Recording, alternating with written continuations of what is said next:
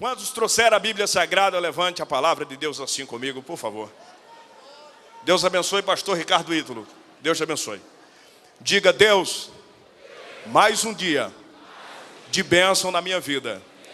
Profetize, eu quero sair daqui tomado, cheio da tua glória. Amém? Agora pegue na mão do seu irmão e diga, que bom que você veio. Deus te abençoe, pastor Evandro Amorim, nosso amigo, nosso companheiro. Livro de Atos dos Apóstolos, capítulo de número 2. Livro do Atos dos Apóstolos, capítulo de número 2.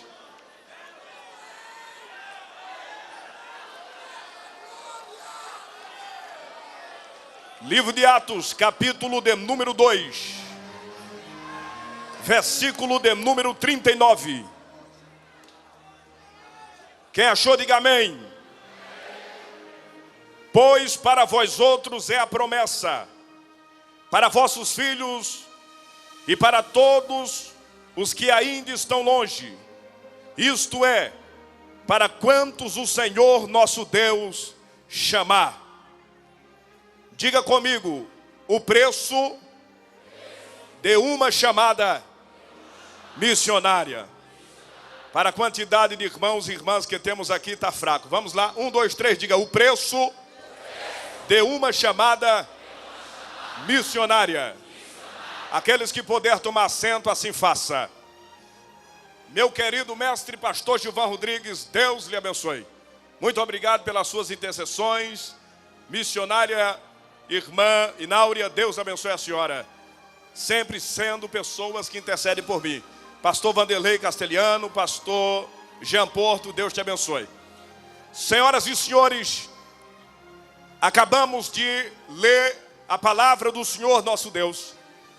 E é bem verdade que esta palavra, ela permeia o nosso coração e faz com que nossas almas se tornem ampla, feliz e aberta pela concessão do Espírito Santo. O capítulo de número 2, versículo de número 39, do livro de Atos. O livro o qual conta o início da história da igreja primitiva. Houve um dia que uma grande promessa foi dada à igreja do Senhor.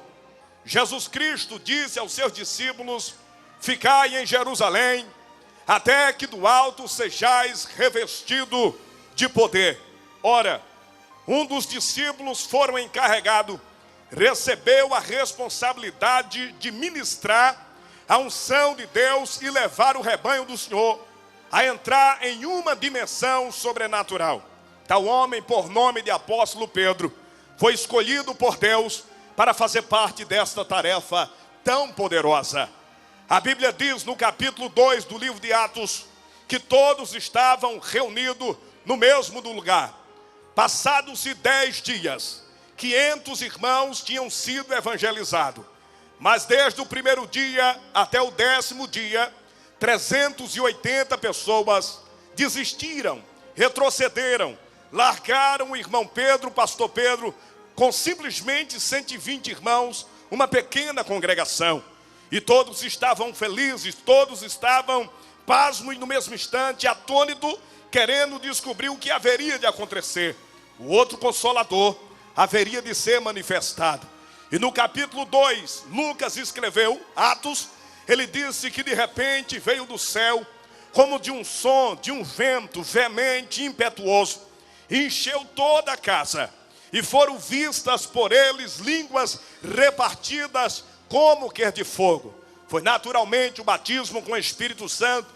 O idioma do céu foi manifestado de forma esplendorosa na vida dos irmãos.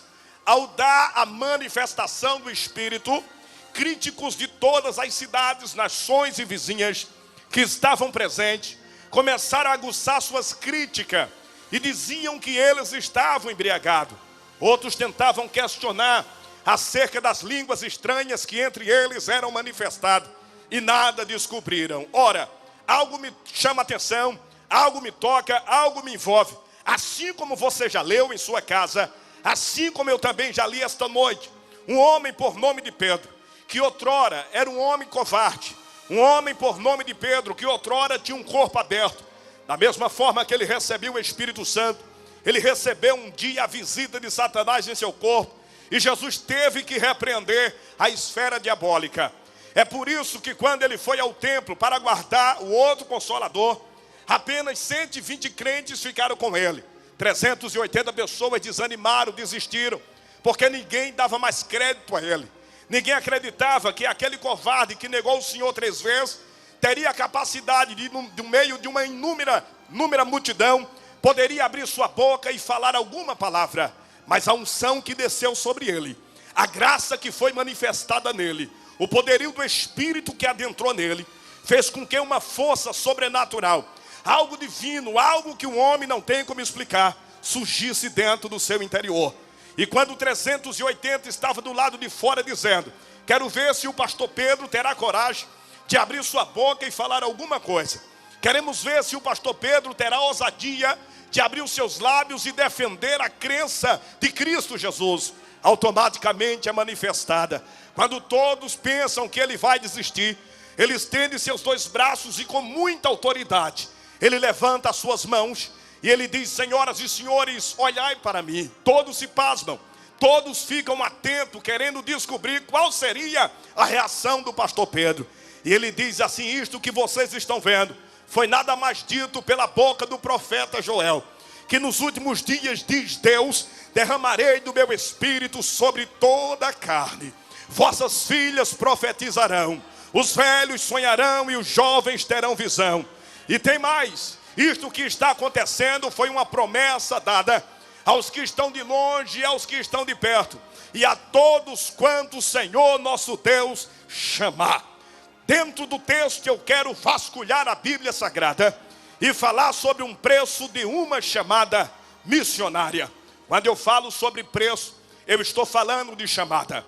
A Bíblia fala sobre 3 tipos de chamada. A primeira chamada é para a salvação. Mateus 11, 28, vinde a mim todos que estás cansados e oprimido, e eu vos aliviarei. Tomai sobre vós o meu jugo e aprendei de mim, que sou manso e humilde de coração. Chamada para a salvação. A segunda chamada é para o ministério. Jesus Cristo, pela boca de Paulo, disse que a uns deu Deus, a pastores, apóstolos, a ensinadores, a doutores e a profeta. A terceira chamada está baseada na sentença eterna, quando o Senhor Jesus decretar a condenação dos rebeldes para morar com o diabo e os seus anjos no inferno. A igreja recebeu a chamada missionária. Pastor, o senhor está falando que existe chamada missionária, sim, mas ninguém poderá ser chamado sem que entenda que existe um preço a pagar. Todo homem de Deus, toda mulher de Deus deve entender que a obra do Senhor, a chamada do Senhor, existe um preço a pagar. Não existe sucesso sem sofrimento, não existe glória sem pedra, não existe alegria sem primeiro tristeza, não existe trono se não houver engano, sedução e calúnia, não existe riqueza se não houver pobreza, não existe resultado principal se não houver um resultado negativo. Todo grande homem de Deus que tiver um grande sucesso na sua vida, seja homem ou seja mulher, pagaram um preço caro, preço de sangue, preço de dor. Alguns deram a sua vida em prol da obra do Senhor. Vamos começar pelo um preço de renúncia. Vamos falar um pouco de renúncia. Livro de Gênesis, capítulo 12.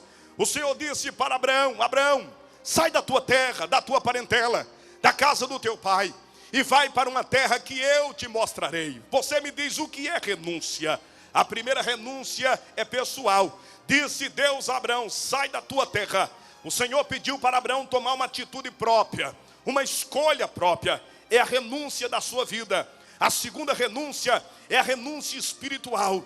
Deixar o mundo, deixar o pecado, deixar o engano, deixar a mentira. Além de tudo, o pai de Abraão era um grande fabricador de deuses. Então, falando de religião, Abraão fez uma renúncia no mundo espiritual.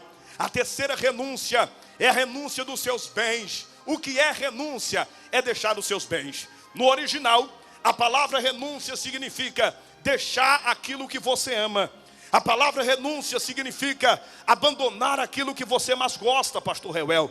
A palavra renúncia significa se afastar daquilo que faz parte de você. A palavra renúncia está ligada ao que você mais tem de prazer, significa renúncia. Então isto logo está dizendo perdas. Isto logo está dizendo se retirar daquilo que gosta. Ninguém quer perder. Todos nós nascemos para ganhar. Todos nós temos a natureza de conquistar. Mas queremos ir adiante. Queremos chegar mais além. Se eu fosse Deus neste momento, na mentalidade de Deus, eu entraria dentro da mente de cada um aqui hoje e diria para você, o que te basta, ou o que se tem.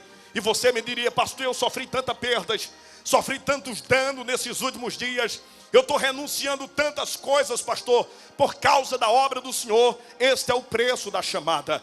Não é só eu que renunciei, não é só você, pastor Djalma, que renunciou. Não, grandes homens de Deus renunciaram.